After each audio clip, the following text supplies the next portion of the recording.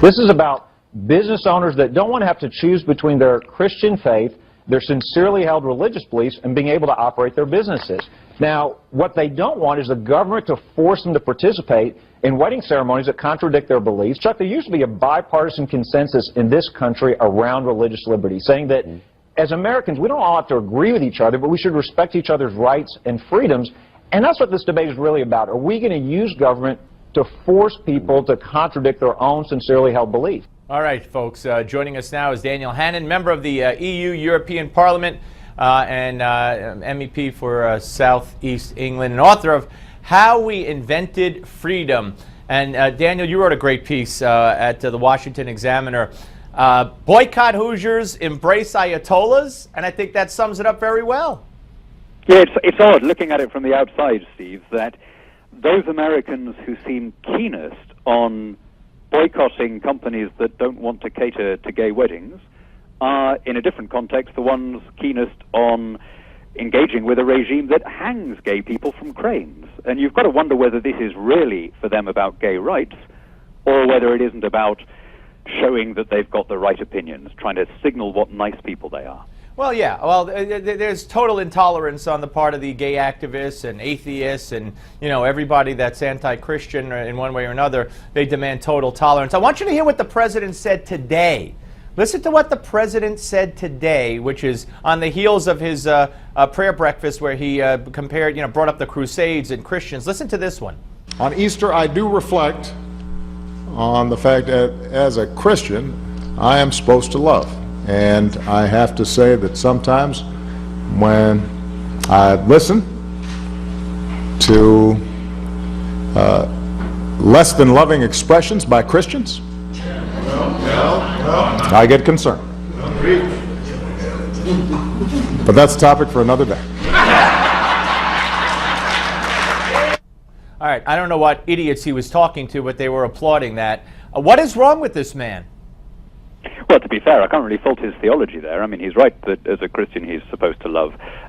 I think this isn't really about... But he's speaking at an event today where he did not mention the slaughter. I mean, this comes on the heels of the slaughter of 175 Christian students in Kenya, which a country he's familiar with, where you know, because they were Christian. Right. And then he brings up that he has a problem with what Christians say, not with what Muslims are doing.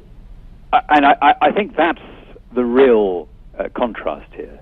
You know, good people can agree or disagree about gay marriage, about the freedom of businesses to do business with whom they will, and so on.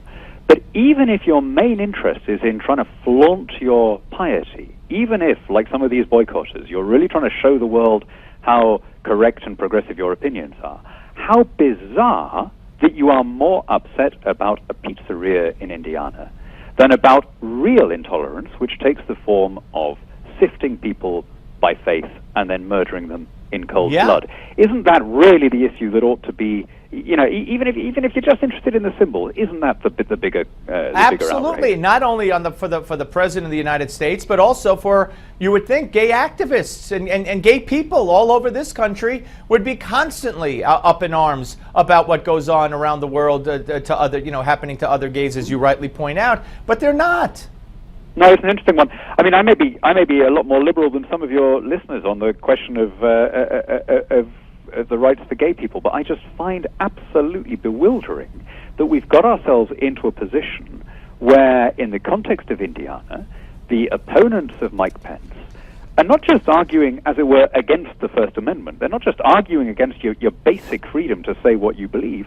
They're arguing for a kind of 180-degree opposite of the First Amendment, where certain opinions are to be compulsory and where you are to be required to have certain views, or indeed to work in a wedding or whatever if it was against your conscience. Now that seems to me the opposite of what America was founded Well, for. talk about the opposite. You end your piece by saying it's sad to hear demands for gay people to be given peculiar legal protections, that is, to be treated differently. After all, their predecessors spent years in heroic battle for the right to be treated the same. We got 30 seconds. Equality before the law. Isn't that something that we all ought to be able to sign up to? Whether we're talking about women, whether we're talking about gay people, whether we're talking about racial minorities, you know, people, some of the people listening now, watching this program, will remember times when there was segregation, when there was legal discrimination, And no one really wants to go back to that. We got to this situation where all adults are treated the same way before the court. The last thing we want to do is to reopen that whole question and start treating people differently. Daniel, great to talk to you as always, sir. Thank you for your time. Always a pleasure, Steve. Thank you very much. All right, folks, stay tuned for your Max to Health moment. But first, due to popular demand, they say, we'll be bringing back our viewer call-in segment here on the Steve Malzberg Show. So if you want to be on the show and talk to me, you can't just do it when we say, okay, now it's time for the viewer call-in segment. You have to register in advance, and you register in advance by emailing us. Email us at callsteve@newsmax.com. Give us your name, your number, how we could locate you and reach you, and our staff will contact you. Call Steve at newsmax.com. Do it now.